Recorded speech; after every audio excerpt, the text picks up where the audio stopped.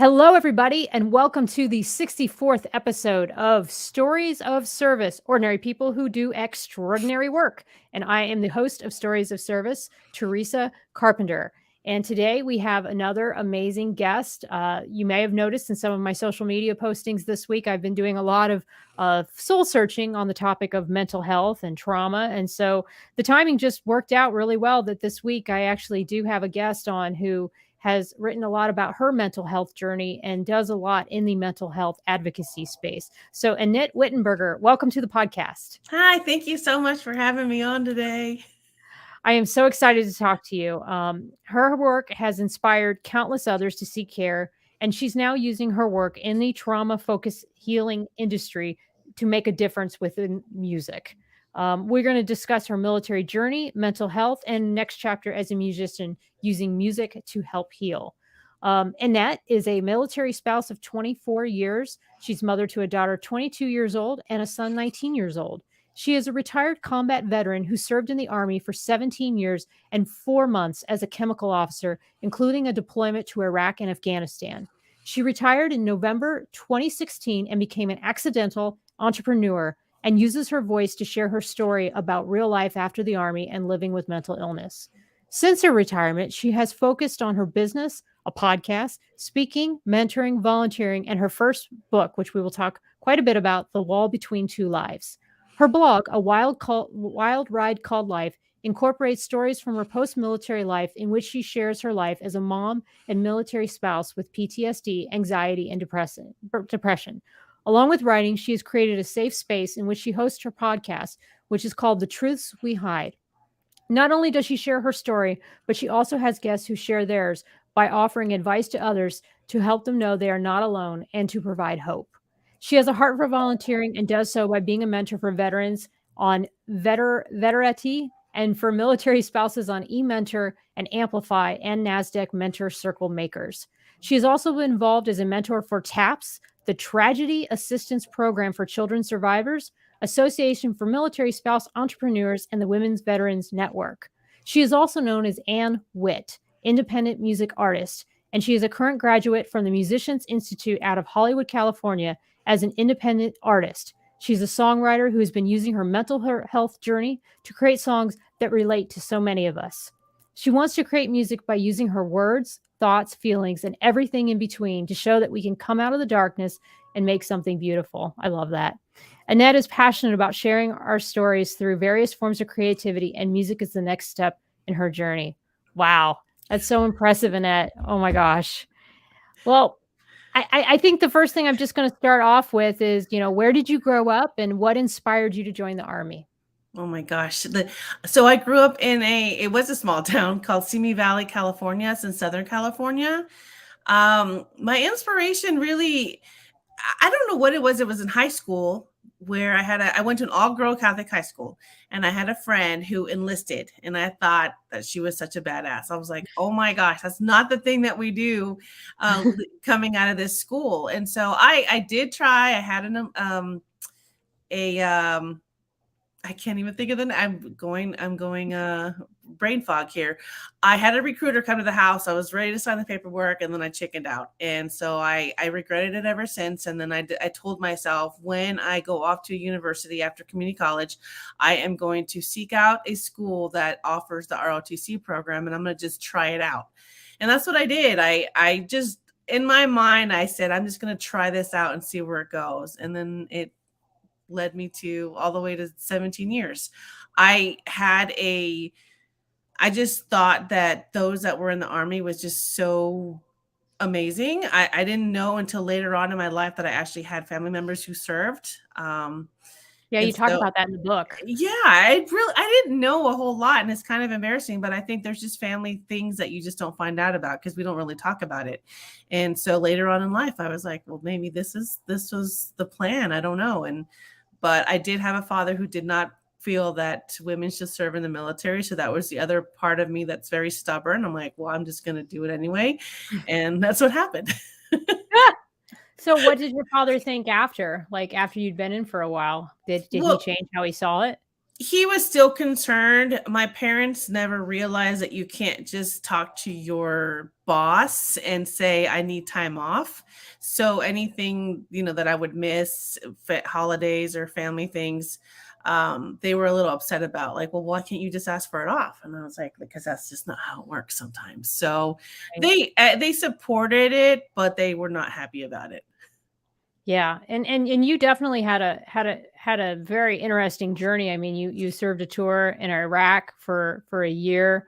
You were a dual military spouse. So tell me a little bit about how you were able to manage that, because he's in the army too, right? And so Right. you had to manage that, and you had 2 kids. Right. I don't know how he did it. Honestly, I got married right before I graduated college, and my first deployment, I was pregnant. Not pregnant deployment. My first PCS overseas, I was pregnant.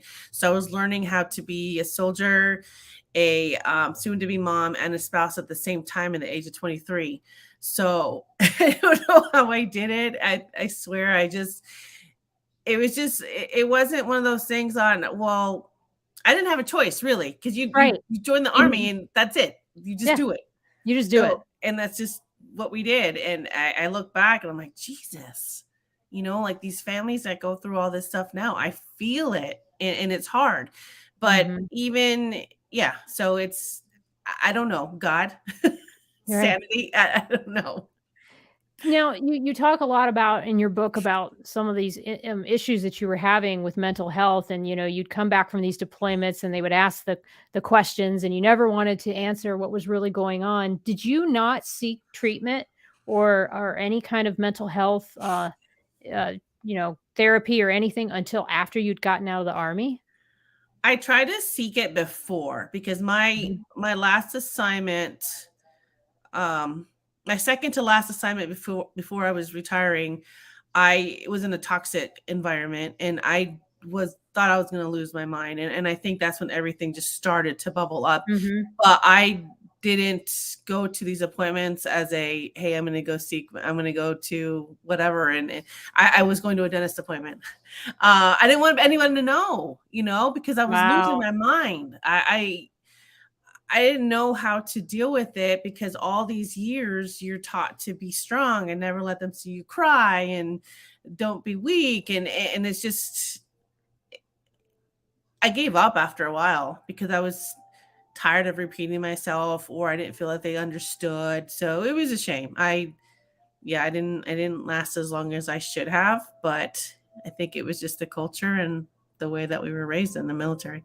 Absolutely, and I can tell you, like, I had a mental health, breakdown when I was 19 and almost got kicked out of the Navy, and it made me not wanna seek care after that because I felt like if I did, it would be used against me because I had already had that incident happen, where I had fought for a year to stay in the Navy, so I thought I always lived in kind of fear of seeking any care, and it's a really scary thing to do, and it shouldn't be. It should be something, like I was saying in a post earlier this week, that it should be normalized, like, Mhm. you have a bad shoulder, you have this or that, you need to seek that care. Mhm. And I'm curious, what was it that pushed you over to the point where you went from, okay, I'm just going to toughen it up, I'm just going to, to no, I'm going to find the right therapist, the right person who understands me, and I'm going to seek the care that I need. How did that play out for you?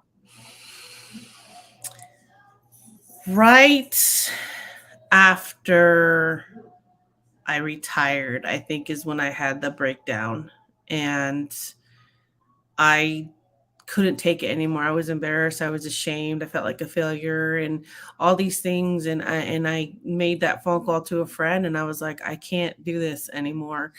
And she had to remind me that you have kids, and all those things that I knew I had. But when you're in that black fog of depression, it doesn't matter, like, you just want the pain to go away. And so I knew that there was a problem, because I was sitting on the couch.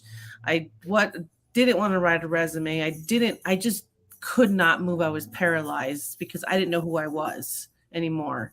And I knew there was a problem. Even though people, my husband kept telling me, why don't you go talk to somebody? I'm like, I can do this. I don't need anyone's help. Mhm. I could figure this out on my own. I did it before, but that was it. And yeah, it was hard. Did you, find somebody? Like, did you finally just find that right person that you could trust? It took me time. I use writing. That's when I started the blog, and I was like, well, maybe if I just share it with the world. I love it. I love maybe it. maybe if I just Mhm. start sharing it, I won't feel as alone. And that got some backlash too, because who does that? Who puts it all over social media? Oh, oh, I do, and people don't like it sometimes. So Exactly. Exactly. so, yeah, yeah, and then that's the sad part about it, and I think that the people that give you the backlash about it are the people that are afraid themselves to share so authentically. That's how I've had to look at it over the years because 'cause I've Mhm. been this way for quite some time, and I just continue to grow into it, Mhm. and the people who don't like what you're doing, or they're people who are afraid that you might paint them in a bad light. Yeah. I've had that as well, Yep. and I'm very careful not to do that, and that's one thing you have to be as a writer is that it's your journey, it's not, their it's not my job to out that person and Right. to make them look bad. That's not the journey that I'm on when I'm trying to heal from something. So I take great care not to use names, not to be completely overly detailed in certain things because I see it as my journey and my way of processing, a certain situation. So did you find as you wrote that the feedback from other people who were like, "Oh my gosh, I thought I was the only one struggling with this," or how did the reception from the people that it did impact, how did that help you in your healing journey? So I still remained friends with some of the soldiers that I served with, and those were the ones that made me realize that it was okay. When they reached out to me and said, I just saw your post, or I'm going through the same thing. Transition was hard. That's when I started to go, okay, all right, it's okay. Like I know I'm gonna lose friends. I know there's people out there who were like, why are you putting this all over Facebook? I had to, it was hard because Yeah. it made me think twice about what I was doing. But those that experienced the same things that I was, that made me feel better. And so I knew, well, you know what? I'm going to take this further than Facebook. I'm just going to build a website. Let's go big or go home. Let's just do Oh, it. man. So I love it. that's I love it, Annette. You remind me so much of myself. You really do, because that's kinda how it was for me too. In 2014, I ended up alone. I had a DUI. I didn't have a lot of friends in San Diego, and I had already been sorta sharing on social media on Facebook, but not a lot, and then I'm like, I'm just gonna start a blog." let's just do it. Let's just do it. Let's just write a blog. And then the blog, goes on for some time and then, oh, let's get a LinkedIn page. And then the LinkedIn page starts doing really well and resonating with a lot of people. And it's like, oh, let's just get a podcast. Right? Let's just keep it going. Let's just keep putting out content and just telling stories and sharing stories. And I think that's kind of how this whole thing works. It's not like, one day you wake up and say, "Oh gosh, I want to be a military influencer." Right. No, Nope. you just no, that doesn't play into it. It's Mm. more I have a story and I feel that I'm not the only one with this story and I want to know if there's others who feel this way and it'll help me connect and process this trauma and then you connect with someone who's had that same trauma and you're like, oh my, I mean, it's so powerful when that happens. Have you had that where strangers have written you, people you didn't know, who read one of your blogs or read one of your posts and it moves you when you get those kind of emails. And that's exactly what it was. It was someone who reached out to me through the website or through Instagram who said, I just read your post and I just want to thank you because you saved my life. That was when I knew, you know what, it doesn't matter what anybody else says. This is my path now. Like I need to share so I can help myself, but help other people too, because you never know who's Mhm. reading or listening or watching you. Right. And that one person that you make a difference on, that's what matters. And that's what it was right there, because there was many times where I was like, what am I doing? I don't even know what I'm doing. Like I don't want to just be an influencer. I don't want to just be a blogger because Right. people made me feel like that. Well, you're just a blogger. And so I People made started me feel that way too. yeah, so Yep. you start to question Yeah. yourself. But then you get that one message and you're like, you know what, screw it. I Mhm. I need to keep going because someone is reading this and it's helping them. So that's it. That's all that mattered at that point. Yeah. No, I understand exactly how you feel. I really do. And it is such a powerful thing to do. So tell me a little bit about your journey into writing and how you started to put together these stories, because storytelling is an art. And is it something that you had always done in high school and college and in the military, or is it something that you sort of had to pick up later on in life, or how did you begin that? It's fun. I hated speaking in front of people and I hated writing. So Really? yeah, I didn't like any of it. Wow. I used to like tense up when I had to do a speech, even in either in college, in high school, or in the military. I would sweat. I was so scared. And writing was never, I was never good at it. So all that stuff that I do now, it's just like, where did it come from? I think what happened is I knew I wanted to help people and I needed to figure out how I was going to do it. And so Oh, I like that. Yeah. when I started writing, I was always worried about, well, what's my family going to think? What's people are going to think? Mhm. All these things. So I did speak with them beforehand and I got their permission, not the permission per se, but I wanted to make sure it was okay. Look, this is my life, but you're in it. So when I talk about this, you're part of that. Yeah. When I got their support, that's when I knew, okay, then it's time because I held on for it so long. Um, and I think that I wanted to do more than just a podcast or writing, a blog. I wanted to get it out there to more people to help because we all read stories and we're like, oh my gosh, I feel this. So I felt like after I went through all these little bouts of imposter syndrome, wondering if I could make a difference in the world, I said, no, this is time. And so when I signed with the publisher, I knew, okay, this is what God is has intended for me to do. If I don't get signed, then maybe I just won't do it. But it was a battle. It was a battle with myself on whether I felt like I was good enough or if I had a story to tell. But as soon as I started writing it, I was like, okay, let's do this. Let's get it Yeah. out there. Let's see who we can help. That's amazing. And I mean, as I read your book, which is absolutely fantastic, it's just written so professionally, and it's easy to follow. And as I was telling you before the podcast, you really don't feel like you're even reading like a book. You're reading basically you're reading somebody's conversation or their note to you about something that happened. Like that's how I felt in so many of the stories that you talked about, like with the car accident, which I mean, you described that so well, and then what you took away from it and how you were able to go through that recovery and just try to take away from that recovery the best parts of that 5 weeks in the hospital and how the people were to you. And and I just kept thinking as I'm reading it, like what that must have been like. And then I mean, you were on your way to drop your daughter off at school. I mean, like, what should have been like the most like transformative experience of your life ended up becoming this just total tragedy. And then you had to just kind of move on and adjust and move forward from that point. And you had a lot of those moments in the book, and that's what I liked about it. It was sort of separated into these just key moments, like the abuse that you had as a child and how you were able to have the courage to testify against your abuser. I mean, that's amazing. So many people don't do that, and the fact that you've had that experience is so inspirational to me. Thank you very much. And I think that there's a lot of people out there that will read that and think that, well, okay, maybe I have the courage to do that too. Maybe I can use my voice to speak up and to speak out when I see something, see something, say something. So Yeah.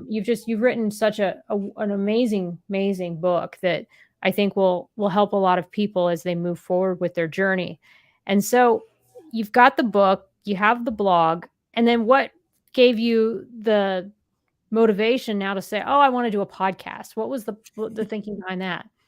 It was kind of the same along the same lines of I want to do more. What else can I do? Because I didn't think I had it uh enough to do a podcast. And so in the beginning, I actually started it twice. So I did a podcast. I had like 4 episodes right after I retired. And to me, they just sounded very sad. And so I stopped. I was like, this is sad. It's just Right. me.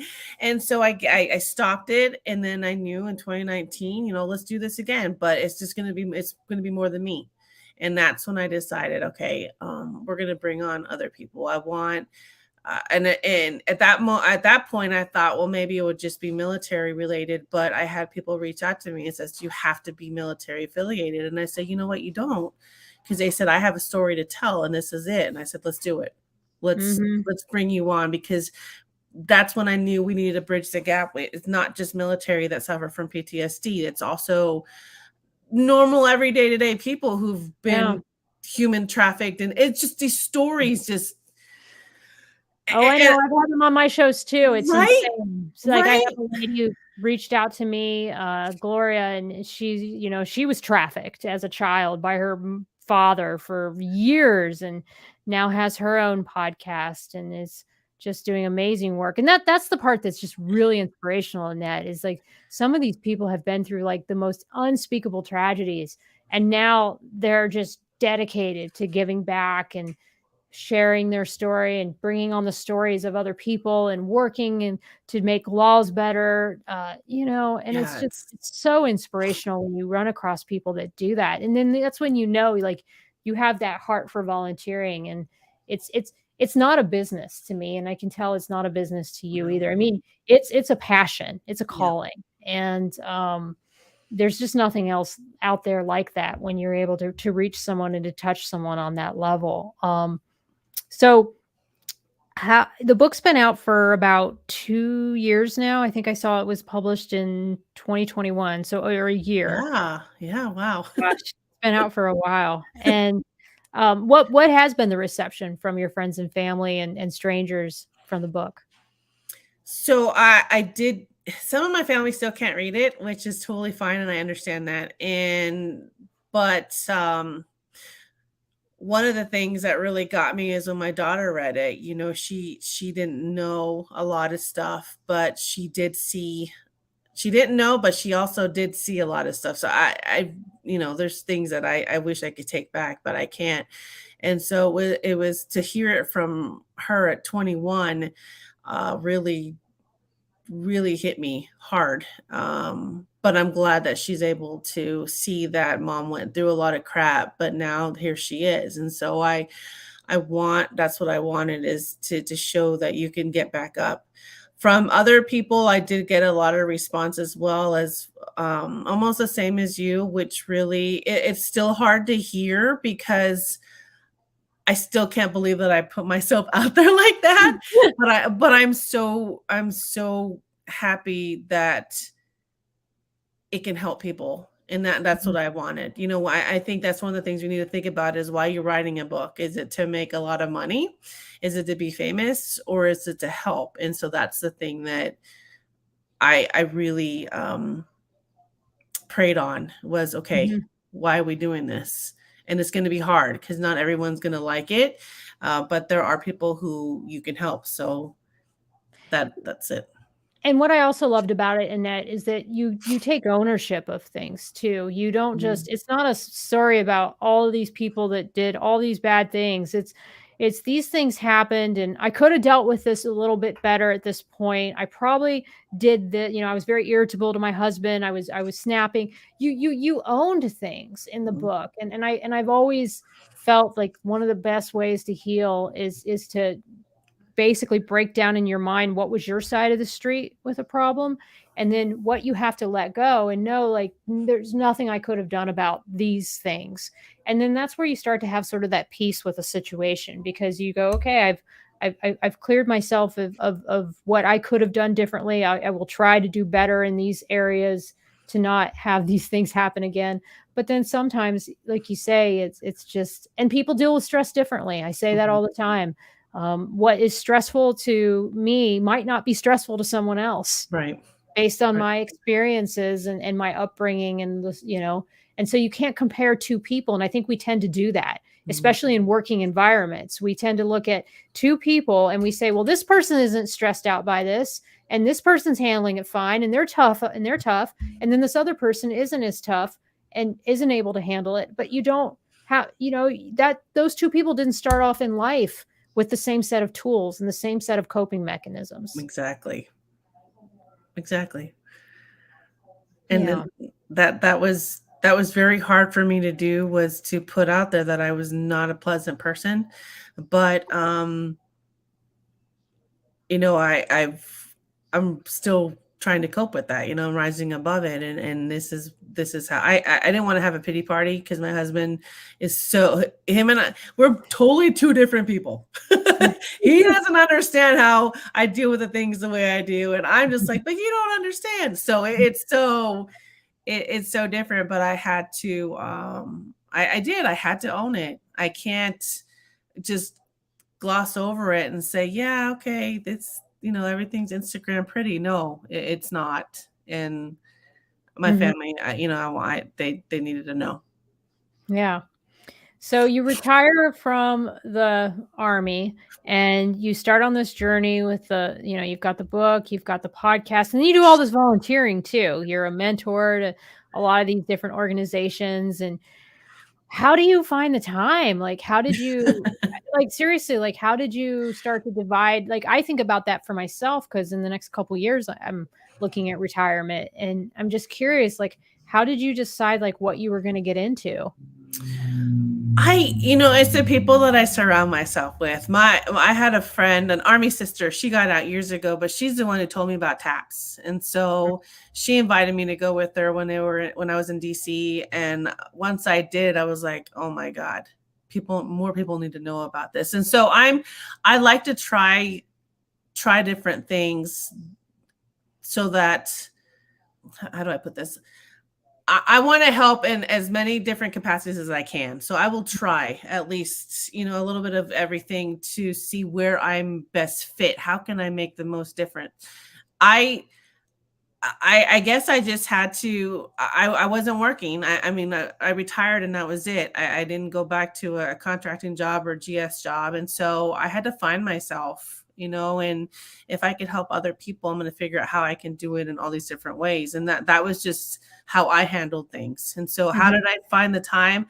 I don't know. I just pray a lot about it. Like, okay, if this is meant to be, I'll be able to do it. Mhm. Or if I can't do it this time, how can I do it next time? And so that's just really how I looked at it, because there's so much out there that we don't know about, Mhm. that I had to seek it. I had to seek it for myself, and to give back. That's just how I heal. Yeah, it's clear that you definitely have a servant's heart, and it's so wonderful to hear how you've been able to take that and give back to others. And I will say that that is what is truly the blessing of a military retirement. And I posted on that the other day. I mean, being able to use that pension Mhm. to take a step back from the work world, because I intend to do the same thing, Yep. my post-military retirement as well, and to be able to just devote yourself to the causes and to the things that matter most to you is such a blessing. And it's something that just we're so fortunate that we're able to do that, because we served our country and we've earned the ability to use a pension and to move forward with our lives. So you have the blog, you have the podcast, and then you're gonna go in this whole other direction with music. So please tell me how that came about. So I'm not sure if you know Donnell Johns, retired Sergeant Major. He is the founder of Veterans Growing America, which was before Veterans Growing Virginia. He had posted on one of his social media posts about VRAP. VRAP, VRAP. I can't remember what it stands for, but just look it up. Yeah, I was gonna say, I think it might have been in my, Yeah. in this here. I'm gonna look it up while you're talking. Go ahead. Yes. So I decided, okay, let me just apply for the VRAP. Let Mhm. me see what I can do. I got accepted to have 12 months worth of schooling. based off of the Mm. schools that they collaborated with. There's not every school is applicable, but of the schools that were, I was searching what do I really want to get a certificate in. Mhm. Some asked me, why didn't you do mental health specialist? And although that is my passion, for some reason, music kept coming up. And there's only 2 schools that offered this, that was part of this program. Music has always been a part of my life since I got my first dual cassette record player Ah! stereo system Yeah, yeah. when I was like 13 years old. Um, music has always helped me in some way or another. And so I thought, you know what, I'm gonna see if I can get into music school because I want to use it as a form of healing. Mhm. And I had to not audition, but I had to submit 2 original songs that were written by me and either sung or played by me or by someone else. And Mhm. so I went through a lot of work to try to get into this school, and somehow by the grace of God I got accepted. And so I knew that this was what I wanted to do. And so 6 months of grueling school, I survived it, but it was because of the passion, and it was hard. I've had mental breakdowns. I've cried. I second guessed myself. I wanted to quit, but I did it because I knew that I want to write songs for other people. So did And you do this through Veterans Rapid Retraining Assistance? Yeah, I have a yes, ma'am. ticker right here. So tell me a little bit about that. I just went through TAPS class and it's like rapid fire and they're telling us Oh about yeah. everything. So is this because you're 100% disabled that you were able to take advantage of this program? No, no. Okay. You just have to be a veteran. Are you serious? So, like, any veteran can apply for this, and this is not takes doesn't take away from your GI Bill, doesn't take No, away from your no, no way. no. And I didn't know anything about it I've never until heard of it. I didn't either, Wow. and I was like, Huh. "Holy crap, I'm gonna just try it out," and then I tried it out, and here I am. So, And they have a music school that they you can have go to. there's 2 music schools, so one of them is in person, and the other Uh-huh. one is, online, and so, of course, I had to do the online one because I couldn't just move to California. So, yeah. Wow, and so do they take you from cradle to grave, like, "I've never read music in my life," to, "I'm gonna now write a song"? So it's very intense. Yes, you will get a little bit of music theory. You're going to learn how to write and how to rhyme and how it was very intense. Wow, that's fascinating, Annette. Oh my gosh. That's, like, so cool, and you didn't have to pay for any of this training? It was all No, through it was all it's through all the because bureau. you're a veteran. Oh Yeah. my gosh, wow. I Yeah. would never think the VA would pay for a creative art like that. I didn't either. I looked at there's 83 pages of schools that offer anything from a trade to music.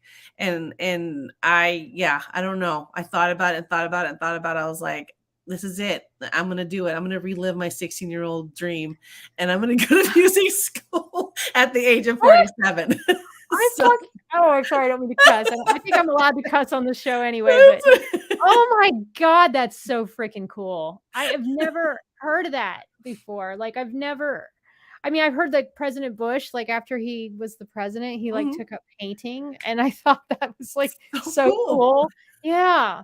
It's so amazing to hear about people taking up art, like, in their later years like that. Probably because that's something that I wanna do myself. So Right? I'm like, "Wow, that's so great." And it must have been how many people tell me all about it. How many people were in the class? And, In my 6 month program, there was like 3 of us that were veterans, and the rest were like 20-year-old kids, 19, 20-year-old kids that were like, "Nah, I've been playing music all my life." I'm like, I just started. But I loved it because we learned from each other. There were so many creative people in there. I mean, my instructors were either in a band. I think I posted it a while ago. One of my instructors was in the band Warrant. The other one worked for Smashing Pumpkins. I mean, it's just like you learn Wow. from the best, and it was intense. I really don't know how I did it. I just don't know. But one of the coolest things that the Musicians Institute out of Hollywood offers you is that I could go back and work with these instructors. I'm actually working with 2 of them right now to create the songs that I'm going to release next year. So it's just they offer you so much. So it just depends on what you want to do. You know, do you want to be an independent artist, or do you want to be on a record label? And so I can make that decision. But the stubborn part of me is like, I don't want anyone to own me. Yeah, I'm the same way. So I'm Yeah. gonna do it myself. Yeah, yeah. But they teach you how to do that. Like you can do it yourself, just like you can self-promote your book, you can self-promote yourself as an artist. It's not easy. It's not easy at all, because I know I'm also, I do compare myself. Well, I'm not Olivia Rodrigo, but we all do it. Like I say, I always say, don't compare yourself, and we all do it. I know, but it's can't do okay. it. Yeah, but it's okay, because it's, again, you have to go back to, why do you want to do this? You know, Yep. And then also where you came from. That's what I do a lot of times. I go back to saying, Teresa, where were you 5 years ago? Where were you 10 years ago? Now look at where you are today. That is so true. You know what I'm saying? Like, you can't compare, because somebody else started life in a different place than you did. They started with a different support network than you did. They started maybe practicing more than you did at something. They might have had a natural, include what is it? A natural aptitude for something. My husband and I, this is a perfect example. We took the driving test for the UK, and we had this app, and we downloaded the app, or I did, and we sat there and we would quiz each other on just rote memorization, like scenarios for driving. My husband just would pick it up like that. And he wouldn't need to be tested and asked again and again and again. And I just thought, what is going on here? Like, why is he able to do that? And it's because my husband has a very spatial acuity, where he can picture a scenario in his mind, and he can sort of say, okay, the car would go here, they would go there. Whereas me, that's just not a skill that I have. And he's been doing that because that's just how he thinks. And so I can't compare myself to him, because his brain works differently than mine does. But I was saying this to my girlfriend the other day. We tend to romanticize people whose brains are different than our own, and we call them smart and we call us stupid. And I thought, it's so true. Like, my girlfriend the other day at work is like, oh yeah, such and such is so smart because they're good at math and science. And I'm like, okay, but are they as good as you about grammar? I mean, my God, she can copy edit it like there's no tomorrow. Or she's a really adept storyteller. She can tell when she's reading an article, like, where the story lies and what the hook is and all these other things. So everybody has their skills. You're so right. And that's why I think, as I get older, the people that I surround myself, it makes a big difference too. They, the supporters and those that believe in you and lift you up and all that. That's who gets me through this too, because they're always there to pump you up. And whereas years ago, you'd be like, well, I don't know if I'm good enough. Yes, you are. Yes, if I can do it, you can do it. or God has a different plan for you. And I talk about God a lot because of my life. But you are where you're supposed to be. You are. I believe that. Regardless of your faith, that that's just what's meant for you will come. We just need to learn how to have patience and have grace and all that stuff. But it will happen. If it's meant for it to happen, it will. So it doesn't matter. Like. Yep. Yeah. No, I 100% agree with you, Annette. And I think sometimes too in the military, especially, I think as women, because we're sort of in the minority. And if you're a creative, I was talking about this with Robin last week, the comedian I had on, Robin Johnson. And I think sometimes when you're a square peg and a round hole in a square peg, or however you want to say it, if you think a little bit differently, or you're a little bit of outside the box kind of person, the military doesn't really know how to know what to do with you. Right. You know what I'm saying? And so you don't tend to fit in. And so all that creativity and all that art doesn't necessarily flow out. And those parts of your personality that are really strong don't get that chance to shine in comparison to somebody else who's more, math focused, science, more like an engineer, especially in the Navy. We're very much into the engineering and the sciences. And so, I think to be a creative in the military, you kind of have to color outside the lines, and you're going to sometimes be the odd man out. And if you can embrace that and accept that and use that to your advantage, to be the person that's asking the hard question in the room, you'll have an easier time. But it definitely presents its challenges. Heidi wanted to let you know, my buddy Heidi Lenzini says, Olivia Rodrigo doesn't have the depth of your experiences in that. Thank you, Heidi. So tell me what's next now. So did you learn to play an instrument? How did you decide? Are you also a singer? Like, did you have to work on your voice work as well? Or how did all that come together? So the funny part is, and my daughter doesn't like it when I talk about it, is she's my vocalist. So Hmm. she sings the songs, and I write some, she writes some. So we co-produce, no, we co-write, I co-produce with someone else. And I learned how to play the guitar. I'm still not great at it, but the guitar is my instrument of choice, and eventually the piano or keyboard, and that's it. So I am working on 2 songs now, and so I'm hopefully we should be ready to release within the next 6 months. So Do you have a genre? Or I shouldn't say that because I feel like music is so like it can't be in a box, but do you have certain influences that are in it or it's funny. It's completely different than what I listen to. But it's just based off of feeling, I think. The way that my daughter wrote this song and the way that she sang it is more like a jazz vibe, which is something I don't even listen to. But and I think that's where the creativity comes apart. It's like, okay, we don't need to necessarily be in the safe space. Let's work outside the box. And that's where this song came from. And so it's completely different than anything I've ever listened to. And I think that's one of the exciting things about it. It's like, oh, it's like jazzy pop. I can't even put it into a category. When I was talking to one of my instructors the other day, it's like, I don't even know what to put this in because it's Mm, completely different, but that's really cool. it's cool. So no, I don't have a genre. It's just something Mhm. that just happened. And so, yeah, I'm excited. It's scary and exciting. And she doesn't want her name to be, um, she doesn't want to be named because she wants to be FBI. And so she's kind of like, I don't want people to think I'm a singer because I want to be taken seriously as an agent. It's like, I get it, but I'm going to give you credit because you worked hard on this. So, Yeah. yeah, Yeah. it's cool. No, and I think too, like when you're young too, you're just trying to figure out who you are and your identity. And if you put out a song, it's so vulnerable and it's so Yes. personal. So I can see why it's tough for her to do that. But thank God she's got a mentor like you who's just so able to be herself and to be out there. And like you say, there is really a place in this world for everyone. And what would be your advice to other people who you think are struggling to find their passion and find their way in the world?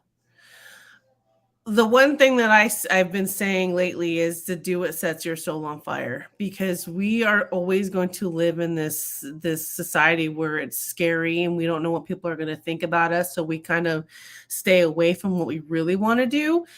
Um, and I think if you look at it by doing what you really want to do versus on what can I make a lot of money, then it's going to be very difficult. So that's how I live. I'm not going to be, well, I can't say I'm not going to be, but I didn't look at it as how famous can I be. I looked at it as what kind of impact can I make for myself and for others. And so at my age to go to school, and I had another student in there, I think she was almost 60 and another guy was almost 60, but they were doing it.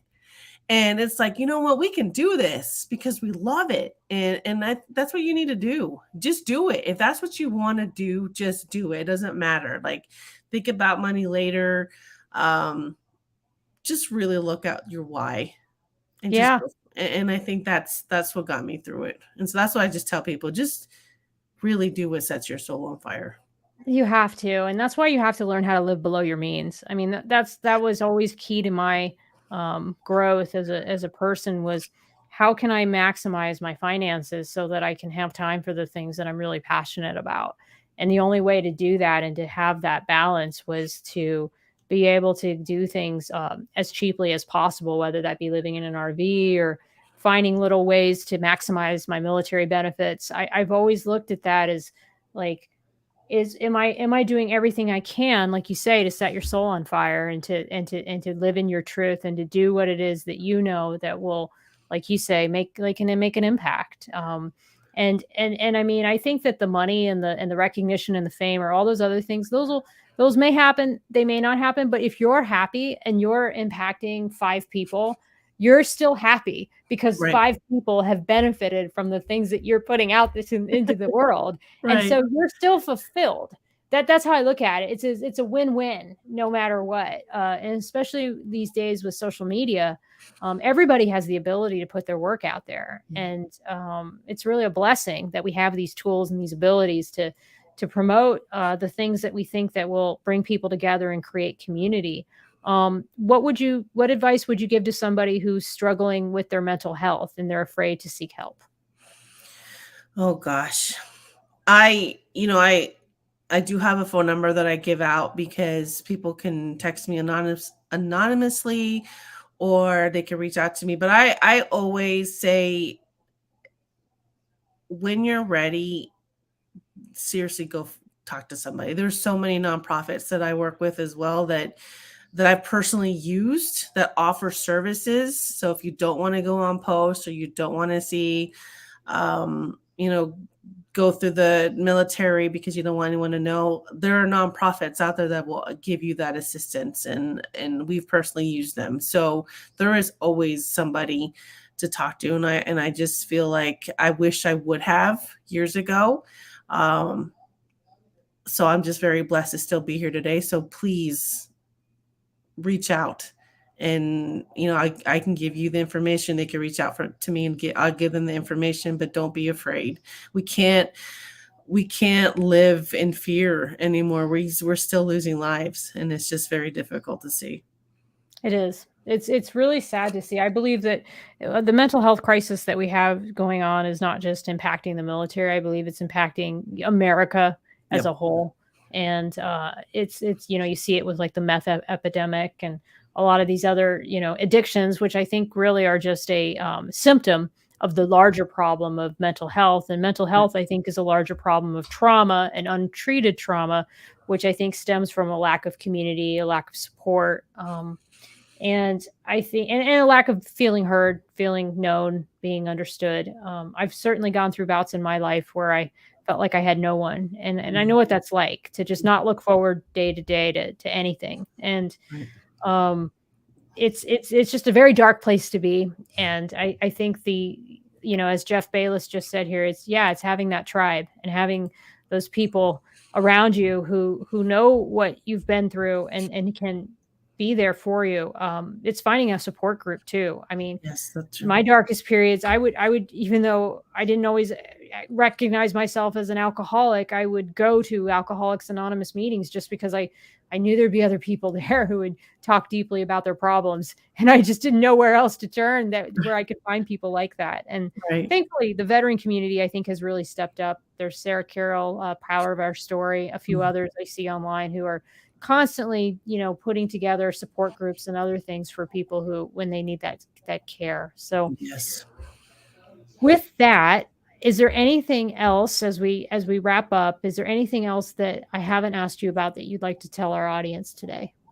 Gosh, no, it's funny. I listened to you read off all the things that I do, and in my mind, I'm like, did I really do that?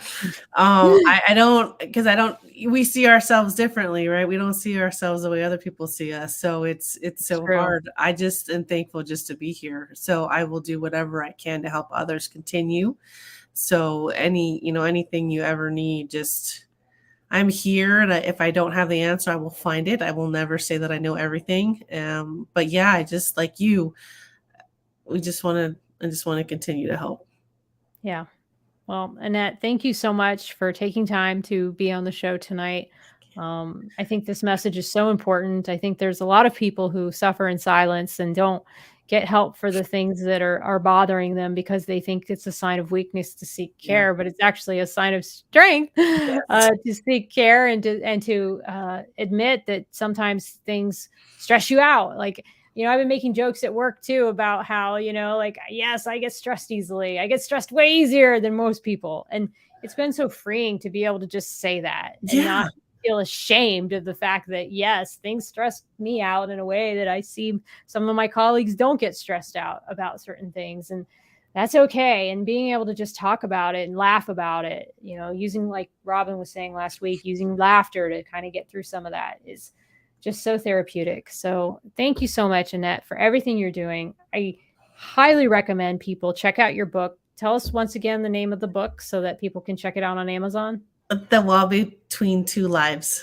Wall Between Two Lives. Yes. Go ahead and get it. It's on Kindle. It is on Amazon. It's an excellent book. We can't wait to hear your songs. I'm going to go to full screen here in just a second, but I will meet you backstage to say goodbye. Thank you. Thank you so much, Annette. And I want to thank all of you for joining me tonight for another amazing show. Please catch me next week. Also, you can always watch these shows on YouTube if you'd missed the recording. I have my previous shows on there, as well as the audio recordings uploaded to where you find podcast servers. And with that, have a good night, and I'll see y'all next weekend. Bye-bye now.